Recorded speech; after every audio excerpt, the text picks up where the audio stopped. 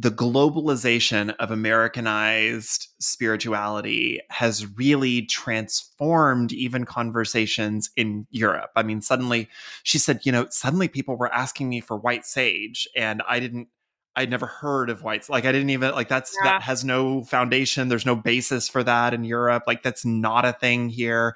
And suddenly I was being inundated with requests for that. And suddenly I was being inundated with requests for, all sorts of things that really had no basis in any kind of European Yeah. spiritual tradition or anything like Yeah. that. So it's kind of wild to see how American culture, even as niche as American paganism, American spirituality, American witchcraft, American occultism, has spread out throughout the world, thanks in large part to publishing and social media, Yeah. and really affected those conversations everywhere. It's Sure. wild. Hmm.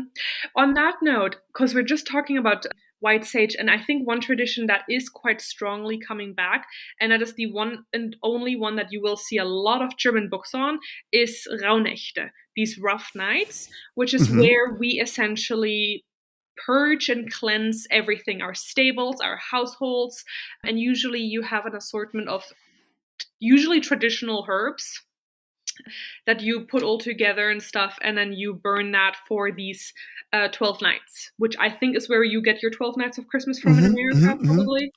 Yes.